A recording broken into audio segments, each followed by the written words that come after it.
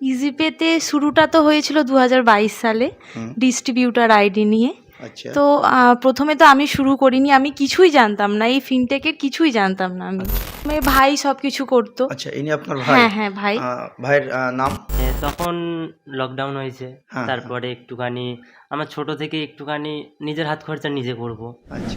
এক মহিলা হয়ে কিভাবে ইজিপেতে জার্নিং শুরু করলো তার একটা ছোট্ট কাহিনী আমরা আজকের এই ভিডিওর মাধ্যমে আপনাদের তুলে ধরবো। তো প্রথমে ম্যাডামের সঙ্গে পরিচয় করবো। ম্যাডাম, আপনার নাম? Yes, myself Priyanka Ghosh. আচ্ছা, আপনি কোথা থেকে এসেছেন? আমি হুগলি জেলার ধনিয়াখালীর বিএলএ।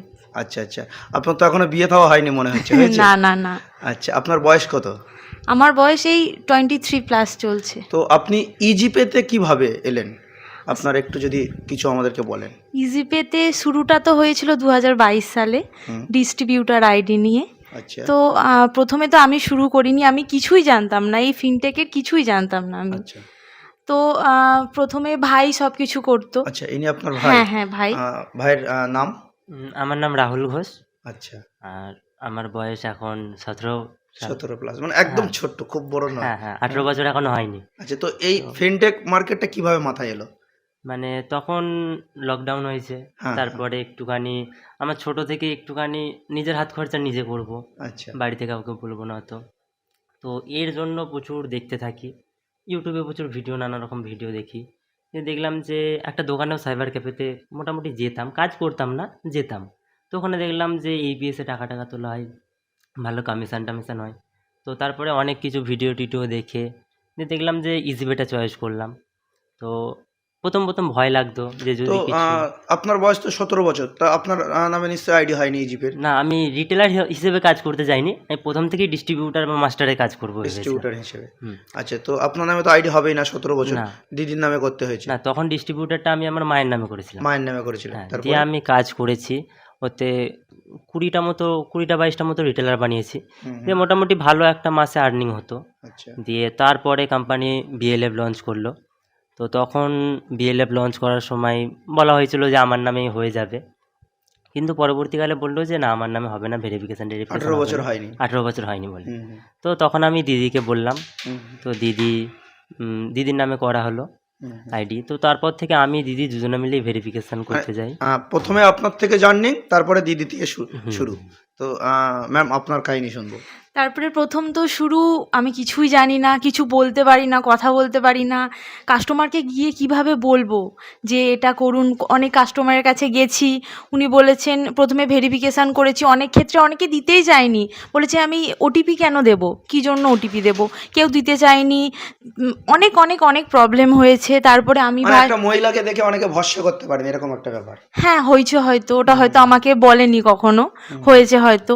বা অনেকের কাছ থেকে এটাও শুনেছি যে আমি একটা মহিলা হয়ে কাজ করছি, এইরকম একটা ইন্ডাস্ট্রিতে কাজ করছি, এ নিয়েও অনেক কিছু প্রবলেম হয়েছে। এমনকি অনেক কাছের মানুষেরা কাছ থেকে আমি সাহায্য পাইনি, সাহায্য পাননি? কারণ প্রথমে জীবনের প্রথম শুরুতে কাছের মানুষের কাছ থেকে কেউ সাহায্য পায় না।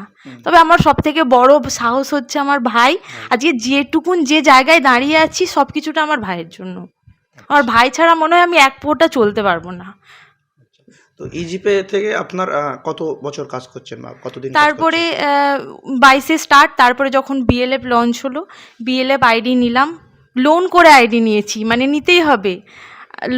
মানে আমার লোন করে আমি আইডি নিয়েছি, এবং প্রতি মাসে মাসে ওখান থেকে যা কাজ করতাম লোন করে করে প্রায় মানে কমপ্লিট করেছি লোনটা। মানে লোন নিয়ে আইডি নিয়েছেন হ্যাঁ, ইজিপের? হ্যাঁ। এতটা ভালোবাসা ইজিপে? হ্যাঁ, সেই লোনটাকে আবার শোধ করতে হ্যাঁ। শোধ হয়ে গেছে। শোধ হয়ে গেছে? হ্যাঁ। আগের মাসে শোধ হয়েছে। বাহ, খুব ভালো। এবার ইজিপে এরপরে যে কাজ করছেন আজ প্রায় 2 বছর, 2 বছরে আপনার ফিডব্যাক বলুন। আপনার ফিডব্যাক বলতে স্যার, আমার ফিডব্যাক বলতে প্রথমে তো বললাম প্রচুর প্রবলেম। তারপরে একটা সময় পর গিয়ে আস্তে আস্তে একদিন একটু ঠকতে ঠকতে শিখেছি। প্রতিদিন যেদিন বলতে পারিনি সেই দিন গিয়ে শিখেছি বাড়িতে গিয়ে যে এটা আমার ভুল হয়েছে, এটা আমার বলা উচিত, নেক্সট দিন গিয়ে এর ভুলটা আর হবে না।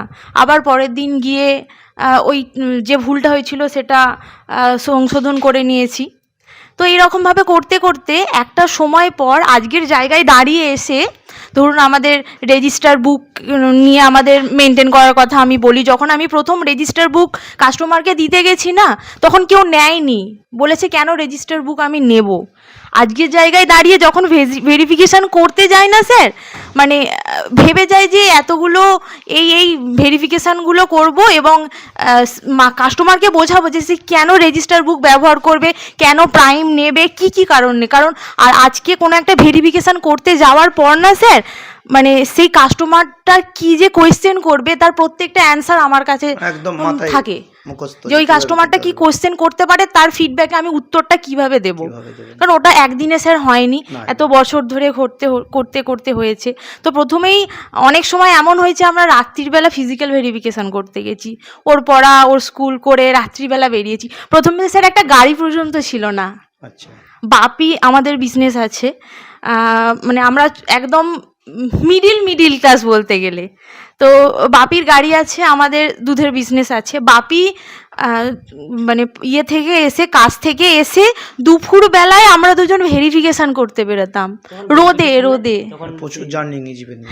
হ্যাঁ, প্রথম যখন শুরু হয়, ওই যে প্রথম যেটা তখন দুপুরবেলায় আমাদেরকে বেরোতে হতো। বাপি আবার এসে 4:30 সময় বেরোবে, 1টার সময় বেরিয়ে 4:30টার মধ্যে আবার ফিরে পড়তাম।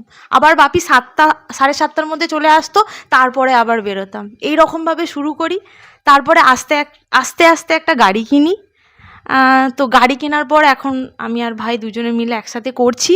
তবুও ওই কোনো দিন রাত্রিবেলা হয়ে যায়, মানে পড়াশোনা এই সব কিছু নিয়ে, তবুও চলছে স্যার। আশা করি 22-এ জার্নিটা শুরু করেছিলাম ডিস্ট্রিবিউটার দিয়ে, আজকে বিএলএফে এসে দাঁড়িয়েছি। ভবিষ্যতে হয়তো বেটার কিছু হবে, বেস্ট কিছু হবে, এটারই আশা রাখি। ইজিপেতে কাজ করে আপনার কেমন লাগছে? মানে দোকান যেগুলো আপনি ভিজিট করছেন, দোকানদারদের ফিডব্যাক একটু আপনি বলবেন। দোকানদারদের ফিডব্যাক কি বলবো স্যার, প্রথমে মানে ভালো মন্দর একটা ব্যাপার তো থাকে দোকানদারদের, যে ইজিপের আইডি কেমন, ভালো না খারাপ, একদম ফ্রেশ আপনি বলতে পারেন, নো টেনশন। না স্যার, খারাপ ভালো মিশিয়েই তো সবার কাছ থেকে আপনি একই রকম ফিডব্যাক পাবেন বা এটা আশা করা যায় না। যে যাকে স্যার ভালোবাসে সে তাকে নিয়ে বলে, তাই তো স্যার? তো কেন আপনি অন্য কাউকে ছেড়ে কেন ইজিপেতে কাজ করবেন? ইজিপে কি দিচ্ছে আপনাকে? বা আমি এবং ডাইরেক্ট কাস্টমারকে গিয়ে কোয়েশ্চেন করি যে আজকে মানে অন্য যখন কোম্পানিকে নিয়ে আমাকে বলে যে এই কোম্পানির এই দেয়, আমি 200 টাকা দিয়ে কেন করব, বা তোমার আমি তখন কিছু কথা বলি যে স্যার ধরুন যে ব্র্যান্ডেড জিনিসের দামটা স্যার বেশিই হয়, যার ব্র্যান্ড ভ্যালু বেশি তার দামটা স্যার তো অনেক বেশিই হয় না? তা ইজিপে একটা ব্র্যান্ড, এর ব্র্যান্ড ভ্যালু স্যার অনেক বেশি। তো আজকে যে ইজিপের দীঘায় মিটিং, হ্যাঁ, এই মিটিংয়ে এসে আপনার কেমন লাগলো, আর কত দূর থেকে আপনি এলেন যদি একটু বলেন? মানে আপনার ওখান থেকে কত কিলোমিটার হবে দীঘা? কত কিলোমিটার স্যার ওটা হিসেব করে বলতে হবে। তো আহ, আমার বাড়ি তো time কত তারকেশ্বরে। লাগলো? আমার ভোর 3টের সময় বেরোলে ফার্স্ট ট্রেনে, আমি 11টায় পৌঁছাতাম। দীঘায় 11টায় হ্যাঁ, পৌঁছেছেন, ভোর 8 ঘন্টা জার্নি। হুম। তো এখানে এসে কেমন লাগলো? এখানে এসে কেমন লাগলো বলতে স্যার বলার মতো এটা কোনো ভাষা নেই যে এখানে এসে কেমন লাগলো, সেটা আমার এক্সপ্রেশন দেখেই মনে হচ্ছে যে কেমন লাগলো। হয়তো অনেক নসিব করেছিলাম, তার জন্য এরকম একটা স্যার পেয়েছি। স্যার নয়, বড় দাদার মতো। যে কোনো প্রবলেমে, যখন কোনো প্রবলেমেই পড়েছি, স্যার হয়তো অনেক ব্যস্ত থাকেন, তারপরেও আমাকে প্রচুর সাপোর্ট করেছে, প্রচুর হেল্প করেছে। এবং মানে আমি কাজ করি বলে আমাকে তো স্যার মানে স্যার শুধু বলে যে আমাকে কি করতে হবে, স্যার বলেন যে আমাকে কি করতে হবে বলো, আমি তোমার জন্য সব সময় আছি, কারণ তুমি আমার বোনের মতো। তুমি শুধু বলবে যে প্রিয়াঙ্কা এটা আমার যে স্যার আমার এটা লাগছে, স্যার এই প্রবলেম হচ্ছে, আমি আমি করবই। আর স্যার বলেন একটা কথা, যে আমি যেটা ওয়াদা করি সেটা আমি পুরো করি। থ্যাংক ইউ ফিডব্যাক দেওয়ার জন্য।